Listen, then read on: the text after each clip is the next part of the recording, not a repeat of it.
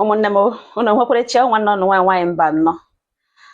Biko achọọ m igbu oge ọnụ ihe na m chọrọ ikwu ngalugbo ene ọ dị mkpa. Yes, ọ bụrụ na ị lụọla di, ị lụọla nwaanyị ji hụ ihe na m chọrọ ikwu ugbo ene lụọ nwaanyị. Biko, may the grace of the Lord be upon you, upon your household, and also be with your marriage, to be precise. Amen. Biko ịwụrụ nwoke nọ ngala na bịa ka ile akara ndụ gị, ga-ewụrụ nwaanyị bịa ka ile akara ndụ gị. Iwu nwoke iwu nwaanyị na-akwado ịlụ di, agụrụ ịlụ di agụwananga, agụrụ ịlụ nwaanyị agụwananga, bịa ka ile akara ndụ gị. Ọ dị mkpa mgbe ị na-ele agwa ya, jụkwa ya ọnwa amụrụ ya.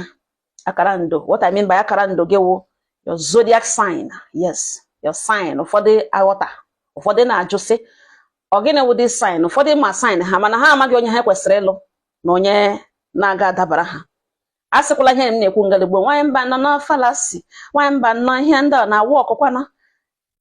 Enwere ụmụnne isi ala bekee kpọọ m ihe rụ ha mkpawo, m jụtara ha ọnwa amụrụ that lady. Ọ ya rụ ha mkpawo, ha afọ ole ọrụ ọwụhụ agwa bụ gịnị, n'ihi na ha amara na their own signs.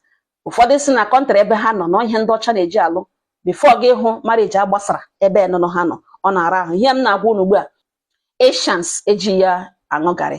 Ihe so na ihe ndị a na-ele anya ma ọ bụrụ na ha chọwa ịlụ nwaanyị ma ọ bụ ịlụ di. Biko ngwa tụruo ntị ala ka ị mara ọnwa amụrụ gị n'ime, marakwanụ ụdị mkparamagwa, marakwanụ the symbol that you represent. Ụmụnne m ngwa tụruo ntị ala. Tupu m aga n'ihu, enwere ihe a na-akpọ the 4 metaphysical classical elements.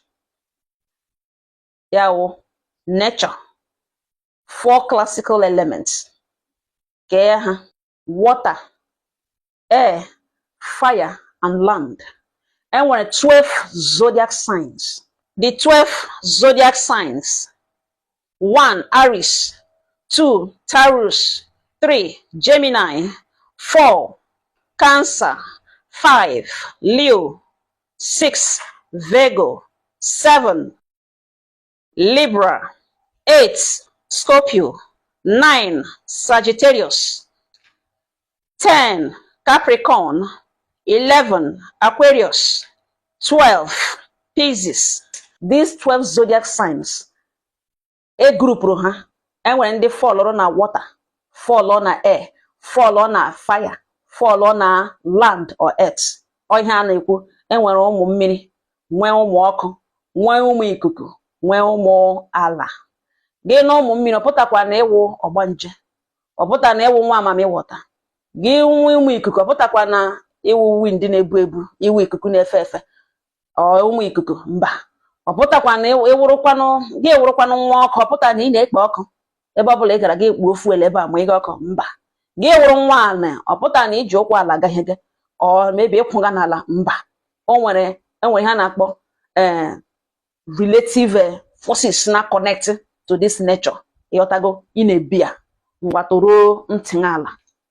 The first one wo Aries. Aries wụ ndị amụrụ between March 21st and April 19th. Your symbol wo ram. Ọpụta ahụ na iwe ebule mba. Ọpụta na ị na-asọ mpi mba. Kama ọ gịnị, your symbol, the connection, the force you represent. So abịazie na the 4 metaphysical classical elements. Ewu nwa ọkụ. Ọpụta na ị na-ekpe ọkụ ebe ị gara gị enweghị fuel ebe ahụ mba. That is the nature you connect with. Olee otu agwa ha na-adị? Aries. Aries na-adị competitive in nature. Ha na-adị courageous. Ha na-adị strong-willed. Yes. Ha determine na ihe na ha ga-eme. Asụkwa eluigwe gbawa abụọ, ha ga-emerịrị ihe ahụ. Ha na-adị determined. Now, olee onye alụmdi na nwunye ga-ekwere ya na Aries? Biko gee ntị ọfụma ewe ebe a ka m shi na-adọrọ this video. Ihe a wụ the reason m ji na-eme this video. Ọ bụrụ na ịwụ Aries, onye ọbụla metaphysical element ya nwanyegịrị na fire and air. Ole ndị wụ fire and air? Sagittarius, Libra, and Aquarius. The second one is Taurus. Taurus wụ ndị amụrụ between April 20th and May 20th. Their symbol will bull.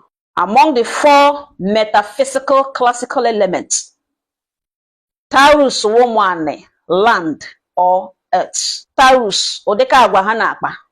Taurus na dị stubborn, very very stubborn. Ha na-adị dedicated. Taurus na dị generous. Ele onye Taurus ga-alụ, ele onye alụmdi na nwunye makọrọ ya na Taurus. Ngwa gee ntị ọfụma ọfụma. Taurus ga-alụ Scorpio, Aquarius, Taurus n'onwe ya, Leo and Pisces. Ọ ga-amakọrọ ha. Ka atọ Gemini. Ole ndị wụ Gemini? Gemini wụ ndị amụrụ between May 21 and June 21. Their symbol gịnị? Twins. Ọ pụtara na ha wee ejima. Yes. Ha na-adị communicative. Ha na-adị curious. Ịmatacha ihe niile. Gemini ga-alụ nwa ikuku ibe ya. Gemini. Gemini ga-alụ Aquarius. Gemini ga-alụkwa Libra. Yes. The 4th one wụ Cancer. Cancer wụ ndị amụrụ between June 21, July 22. Their symbol wụ crab. Crab. Ha wụ ụmụ mmiri. Ọ pụtara na ha wụ ụmụ mami water. No, ọ wụ ụmụ mmiri. The water bearers. Ha na-enwe obi mmiri. Ha na-adị emotional. Ọ na-ara ha ahụ ibe akwa, anya mmiri ekpebele ebewele. Ha na-adị sentimental. Ha na-enwe compassion, obi ebere. Yes. Olee onye Cancer ga-alụ? Onye ka alụmdi na nwunye mara ya na Cancer? Pisces, Scorpio, Taurus and Virgo. Ọ onye alụmdi na nwunye ga-amakọrọ Cancer. The 5th one, Kise, Leo. Leo wụ ndị amụrụ between July 23, August 22. Their symbol wụ lion, agụ. Ọ pụtara na ha wụ agụ kama ọ wụ dia gịnị? Their symbol. From the 4 metaphysical classical elements, Leo wụ nwa ọkụ. Ha na-adị proud. Ha na-adị brave. Ha na-adịkwa a little bit arrogant. Yes. And ha na-adịkwa competitive. Leo ga-alụ Aries, Sagittarius, Gemini and Libra. The 6th one, Virgo, one day amụrụ between August 23, September 22. Na mkparamagwa ha na-enye nsogbu. Ha na-enye ezigbote nsogbu. Ha na-adị diligent. Ha na-adịkwa well organized.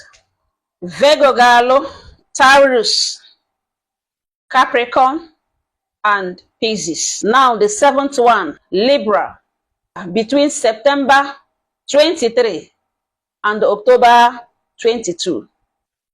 Ha na-adị clever, very very clever. Ha na-awụ extroverts. Extrovert in the sense that ebe ọbụla ha nọ, a ga-ama na ha nọ ebe ahụ. Olee onye Libra ga-alụ? Alụmdi na nwunye ga-ekwere Libra, Gemini, Leo, Sagittarius and Aquarius. Ka asatọ, the 8th one, Scorpio. Scorpio wụ ndị amụrụ between October 23 and November 21. Ọ ha wụ Scorpio. Their symbol was scorpion. Ọ pụtara na ha wa akpị. Mba. Ha na-adị envious. Ọkwa m kwuru. Ọ to shikọwa ka ọ nọ. Ha na-adị fascinated by little things. Ha were attention seekers. Ọ dị mkpa ka ị notice ya ma ọ wụ ya ọ ga-eme gị notice ya by force. Good. Olee onye Scorpio ga-alụ? Cancer and Pisces were perfect match for Scorpio. Mana ọ ga-alụkwa Taurus, Virgo and Capricorn. Sagittarius, ndị amụrụ between November 22 and December 21. Ọ ha wụ Sagittarius. Their symbol wụ acha. Ọ pụtara na ọ na-agba ụta. Olee otu agwa ha na-adị? Sagittarius na-adị impatient. Ha na-enwe ndidi. Ha na-adị blunt. Sagittarius na-adị independent. Ha na-adị adventurous. ele onye alụmdi na nwunye makọrọ ya na Sagittarius. Sagittarius ga-alụ Gemini, ọ ga-alụkwa Leo, ọ ga-alụ Aquarius, ọ ga-alụ Libra. Iri Capricorn, ndị amụrụ between December 22 and January 19. Ha wụ goat, ewu. Ọpụta na ha wee ewu, dịka m na-ekwu, ọpụta na ha wee ewu. Ndị wụ Capricorn na the goal oriented, ka ha nwee ike mee gịnị? Ma achieve ihe ha set their minds on to achieve. Ha na-adị appreciative. Ha na-adị appreciative. Ihe ọbụla i nyere ha, ọ na-eku ha n'anya. Ọ na-ara ha ahụ ịgbaghara. Ha na-adị unforgiving. Yes. Ele onye Capricorn ga-alụ? Capricorn ga-alụ Capricorn. Capricorn ga-alụ Taurus. Capricorn ga-alụ Virgo. The 11th one, Aquarius. Aquarius wụ ndị amụrụ between January 20th and February 18th. Aquarius wụ deep thinkers. Ha na-eche deep. Ha nwere grand plan to change the world. Amamihe ha. Ha na-eletịpụ anya. Ha na-ahụ far. Ha na-eche echiche obi ha dị omimi. Olee onye Aquarius ga-alụ? Gemini, Libra, Sagittarius, and Aquarius ibe ya. Yes. The 12th one and also the last one. The 12th one, Pisces. Pisces wonder between February 19th and March 20th. Their symbol was 2 fishes. Ọpụta na ha wazụ abụọ mba. Pisces na dị oversensitive with imaginative minds. Yes. Ha wụkwa mma ihu abụọ. Ha na-anụ ofu ebe ihe kwuruta wi ha na-ekwu echi. Ekwu ọzọ n'ụkọtụ eme ọzọ n'abalị. Ihe ekpebiri a ga-eme n'abalị awụ ihe ọ ga-eme n'ụkọtụ. Ha na-adị double-edged sword. Biko, ọwụkwa m kwuru ọwụ ụmụnne m. Ọ na-anọ na ihe m gosiri ngalugbo nne. Ka mmapụ igbu oge ọnụ fọda. Eme gị ilegharịa vidio nụ mara ebe ife ọlụrụ, mara bracket ị nọ n'ime ya. All these things ọ na-adị mma mmadụ ịmara nke ya. Marakwanụ nke onye na ya na-aga ibi. Ọhịa m sị ma bịa o jiere ọnụ taa. Udo dịrị ọnụ.